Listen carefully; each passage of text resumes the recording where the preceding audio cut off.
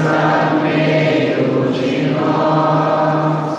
Proclamação do Evangelho de Jesus Cristo, Senhor nosso, narrado por Mateus.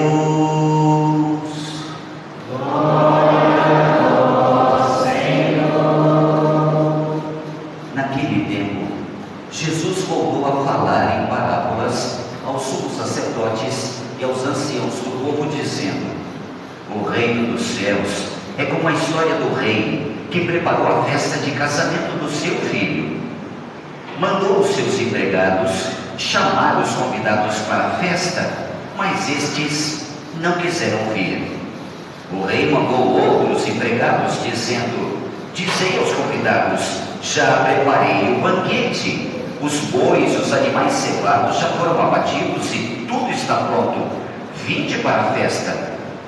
Mas os convidados não deram a menor atenção. Um foi para o seu campo, outro para os seus negócios, outros agarraram os empregados, bateram neles e os mataram. O rei ficou indignado e mandou suas tropas para matar aqueles assassinos e incendiar a cidade deles.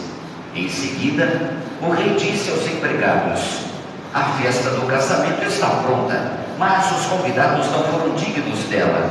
Portanto, ide até as encruzilhadas dos caminhos e convidai para a festa todos os que encontrardes. Então os empregados saíram pelos caminhos e reuniram todos os que encontraram, maus e bons. E a sala da festa ficou cheia de convidados. Quando o rei, entretanto, entrou para ver os convidados, observou ali um homem que não estava usando traje de festa. Perguntou-lhe então: amigo, como entraste aqui sem o traje de festa? Mas o homem nada respondeu. Então o rei disse aos que serviam: amarrai os pés e as mãos desse homem e jogai-o fora, na escuridão. Ali haverá choro e ranger de dentes. Porque muitos são chamados e poucos são escolhidos. Palavra da salvação. Glória a vós, Senhor.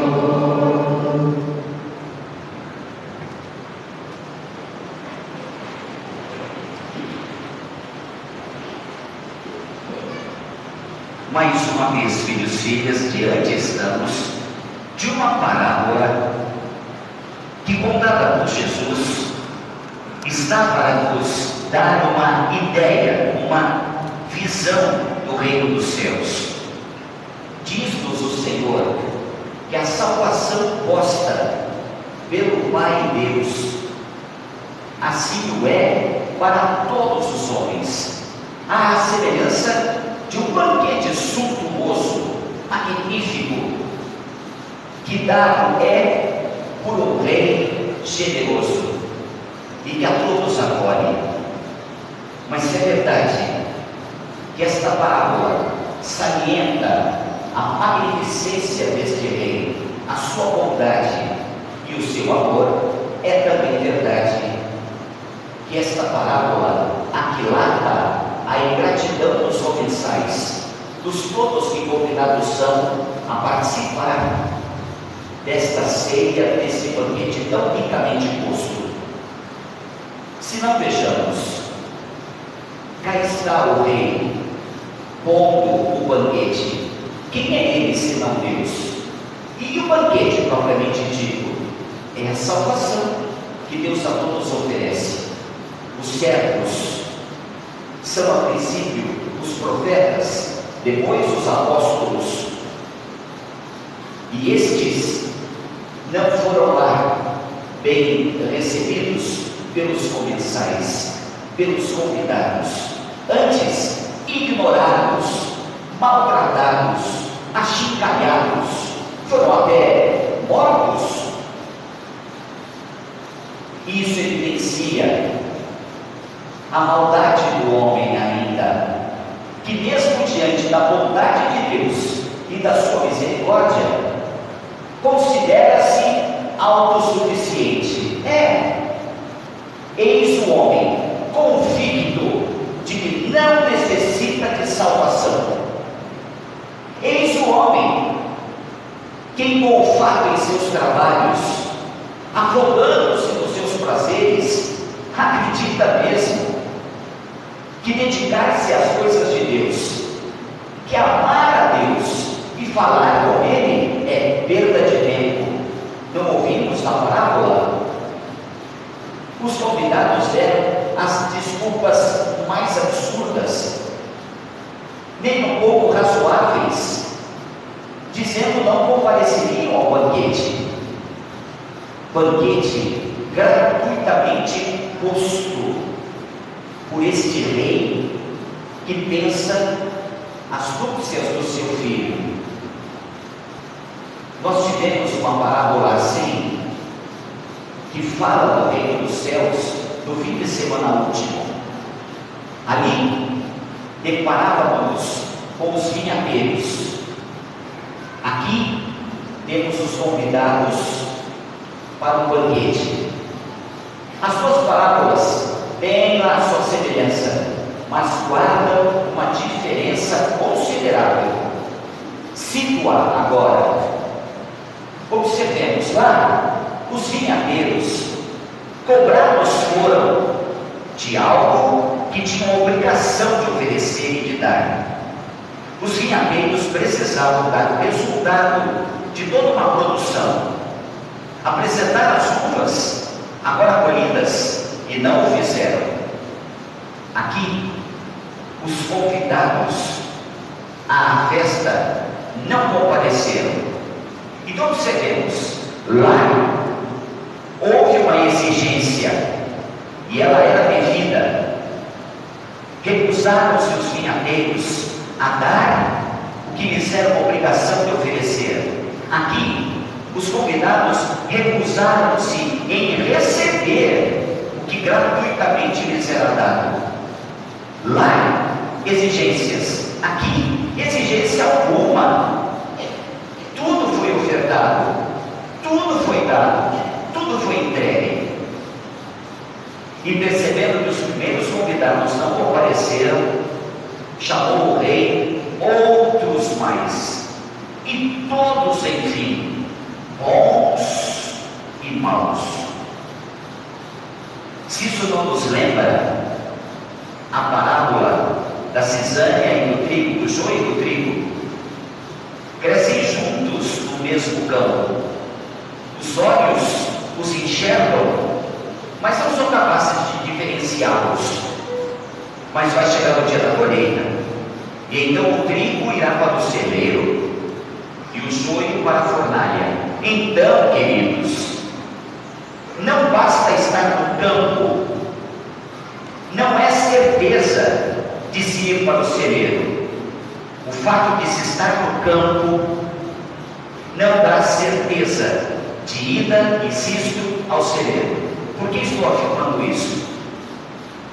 Porque aqueles que compareceram ao banquete posto pelo rei estavam na sala do festim, numa imensa sala. A sala agora repleta, mas havia ali bons e maus. E quando o rei adentra a sala, ele nota que há um homem que não traz trajes adequados, trajes apropriados. Ora, mas se são bons e maus, não deveria ser apenas esse homem com traje inadequado. A parábola não diz havia outros, diz havia este. Mas então por que só este com traje inadequado fora posto fora? Porque aqui não se trata das vestes que cobrem a nossa nudez. Aqui fala a parábola das disposições internas necessárias à salvação. A sala é a igreja. Todos chamados somos a dela participar, todos pelo batismo, chamados somos a formá-la, a constituí-la, bons e maus. Mas o que faz ou pode fazer com que sejamos postos fora, onde há choro e ranger de dentes, com pés e mãos atados, amarrados. A falta de disposição interior necessária, insisto, à salvação. O que isso significa? Materialmente, muitos se põem como cristãos, mas não carregam consigo um coração generoso ou atitudes que falem do reino dos céus. Quantos têm familiaridade com a linguagem eclesial? Quantos carregam consigo uma aparência de discípulos do Senhor, mas não são do Senhor e nem para o Senhor? Porque as atitudes revelam o contrário. Mas então por que estão? Por um sem número de razões. Talvez ainda o principal motivo, por um certo interesse que se está com o Senhor. Não se crê nele, não é ele amado, mas existe o interesse de quem sabe participar das suas benesses enquanto com eles está. Lembremos-nos de Judas Iscariotes. Não considerava Jesus, não reconhecia sua messianidade, tinha lá reservas para com Jesus, mas permanecia com ele. E por quê? Interessava-lhe estar sempre com a bolsa que continha dinheiro, pois dali tirava para si. Seguia Jesus não porque o amava, não porque o considerava, senão porque se julgava privilegiado e numa boa situação enquanto o acompanhava. Bastou aparecer com uma chance, e uma chance de ser ele prejudicado e morto, se fosse Jesus preso, que então ofereceu às autoridades, fez lá sua apelação premiada. Mas qual foi o seu fim? Pensemos, por que mesmo estamos aqui? Por que mesmo integramos esta igreja? Por que fazemos parte do rebanho do Senhor? Porque queremos a salvação, eu suponho. Sim, queremos a salvação, mas damos passos que demonstrem a nossa abertura para a salvação. Damos passos que nos identifiquem como cristãos, seguidores do Mestre, e que fazem por conseguinte o que ele fez, o que ele pede. Damos o que ele nos pede, recebemos o que ele nos dá, aceitamos o que ele nos propõe, executamos aquilo que ele nos põe como missão, como tarefa, ou só queixosos nos pomos, só reclamando, insatisfeitos, queixosos de tudo. A parábola hoje do banquete mostra-nos que participar da mesa do Senhor traz-nos uma responsabilidade. Não somente nos servimos do corpo e sangue seus, mas temos de nos tornar também alimento do mundo para aqueles que esperam uma mesa posta, porque não a tem, e somos nós os responsáveis por pô-la, por colocá-la, por apresentá-la, através dos nossos gestos, das nossas atitudes, da acolhida, da nossa serviçalidade. Mostremos-nos solícitos, abertos para acolher. Por que o mundo está como está? Por que tantas guerras? Por que esta vaidade entranhada no homem? Por que essa disputa de egos? E quais os que mais sofrem? Os mais fracos? Como estamos vendo, os civis que estão morrendo,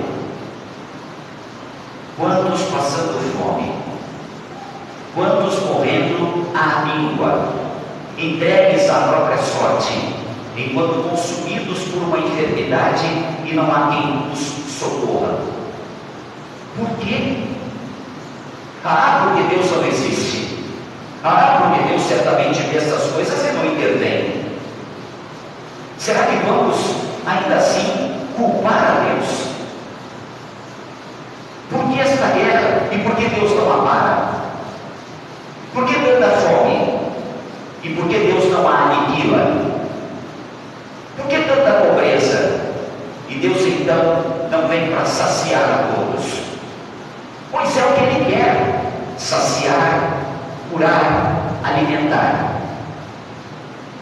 Mas como Ele governa o mundo também pelas causas segundas, por meio delas, e nós as somos, Ele quer entregar o alimento àquele que tem fome por meio das suas e minhas mãos. Ele quer alcançar aquele que não consegue caminhar através dos seus e dos meus pés. E através das suas e das minhas mãos, o auxiliemos a se levantar e a dar os próximos passos. Ou seja, Deus não vê o caos em que se encontra o mundo, vê, assim como nós vemos. Mas diferente de nós, que vemos e não queremos agir, Deus vê e quer agir por meio de nós. Tantas dissensões, tantas digressões, tantas guerras, tamanha a falta de amor, e Deus pondo-nos um banquete.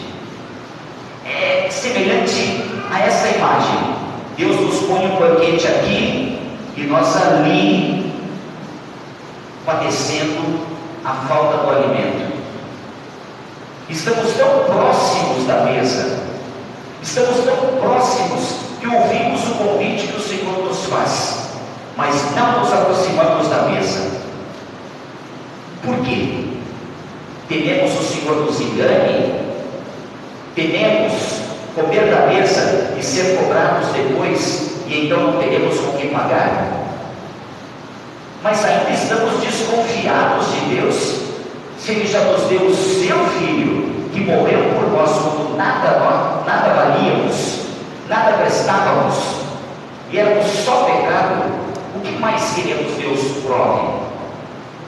Como disse Deus na semana passada, na parábola dos vinhadeiros: o que mais posso eu fazer por esta vinha para que ela produza?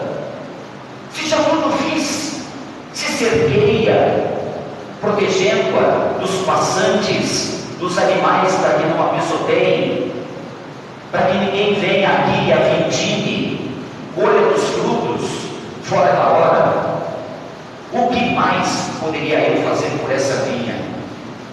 Está Deus hoje, creio, dizendo isso, para que nós escutemos.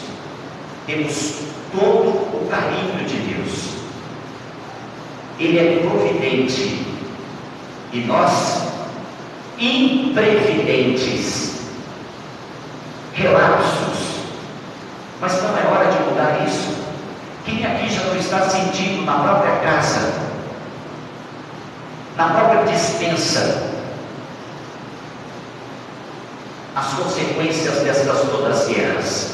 Os preços sobem, os produtos das gôndolas têm sua gramagem diminuída e o preço aumentado. Quem já não percebeu isso? Os hospitais sempre cheios, as ruas também, nos grandes centros e também na nossa cidade, com pessoas que não têm onde morar e não têm o que comer, e crianças já roubando, furtando, amando de criminosos maiores de idade que não querem responsabilizar-se e então entregam a tarefa aos inimputáveis, aos menores de idade. Somos cegos a isso? Deus não é cego a isso tudo. E por isso foi um banquete. Mas espera que, ao adentrarmos esta sala do festim, mudemos de vida. Não é possível estar na igreja sem mudar de vida, sem mudar de atitude, sem mudar de comportamento. Eu vou dizer algo aqui que eu digo por ocasião do sacramento do batismo. Olhamos para alguém que mudou de igreja, deixou de ser católico e dizemos: nossa, que mudança de vida! Agora vai à igreja lá da outra denominação todo final de semana e durante a semana, se escalado ou se houver culto. Paga agora suas dívidas, pagou o que lhe devia. Antes não o fazia. Os filhos, educados, coisa que não era. Agora estudam, antes viviam na rua. Olha, essa família inteira, porque mudou de religião, mudou de vida. Mas será que mudou essa família de religião? Talvez nunca a tivesse. O fato de deixar a igreja aqui católica e ir para uma outra denominação e mudar de vida não me convence. Não me convence. Por quê? Porque acaso aqui, na igreja católica, diz Jesus para você continuar mentindo e alterando pesos e medidas do seu comércio para enganar aqueles que lá compram e dos seus produtos se servem? Acaso aqui na igreja católica diz Jesus para você ser infiel à sua esposa ou trair o seu marido? Diz aqui Jesus para você maltratar os seus filhos e esquecê-los porque estão mal educados? Não! Jesus não diz essas coisas aqui. Então basta assumir o que ele diz e mudaremos de vida. Não precisaremos mudar de religião. O nosso Jesus aqui diz o que precisamos escutar. E talvez não estejamos escutando. E por isso a nossa vida não muda. E por isso os trajes interiores não condizem com a sala em que estamos, com a eternidade a que somos chamados. E poderemos ser expulsos, jogados fora, entregues à fornalha. O que mais precisamos para mudar de vida? Que sacudida precisa nos dar Deus ainda, para que então nos inteiremos da verdade e nos convertamos de fato? Pensemos.